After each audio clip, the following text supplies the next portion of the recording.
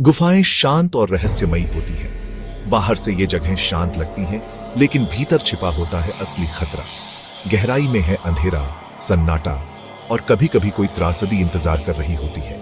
ये किसी फिल्म की कहानी नहीं, बल्कि सच्ची घटनाएं हैं, ऐसे लोगों की जो गुफाओं में खोज करने गए और कभी वापस नहीं लौटे। जो उनके साथ हुआ वह दुखद भी है और कभी न भुलाया जा सकने वाला। नटी पटी केव, एक ऐसी जगह जहां खतरा छिपा था। यह कहानी है एक ऐसे व्यक्ति की जो वहां फंस गया। 2009 में जॉन जोन्स नामक युवक यूटा की नटी पटी केव में गया। वह एक दयालु इंसान था, छात्र था और थोड़े रोमांच की तलाश में था। जब वह एक संकरे और ढलान वाले सुरंग में घुसा तो एक छोटी सी गलती ने सब कुछ बदल दिया। वह सिर के बल एक तंग सुरंग में फिसल गया जो बस उसके शरीर जितनी ही चौड़ी थी, और वहीं फंस गया। वह उल्टा था और हिल भी नहीं सकता था।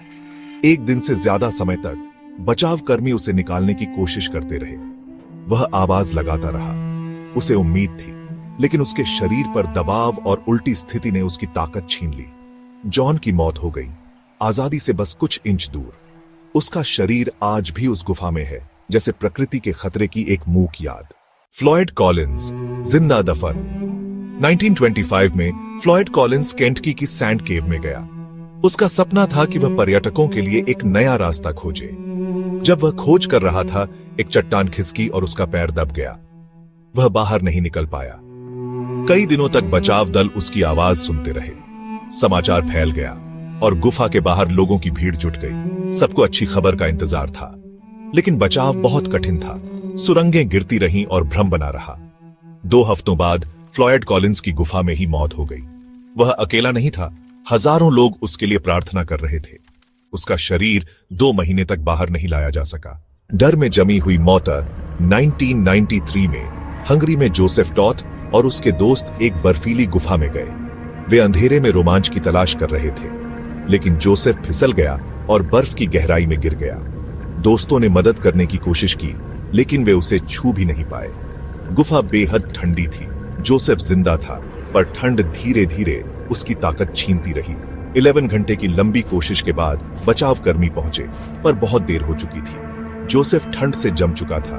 कुछ लोग कहते हैं बर्फ ने उसके चेहरे पर छपी उस डर की छवि को हमेशा के लिए फ्रीज कर दिया।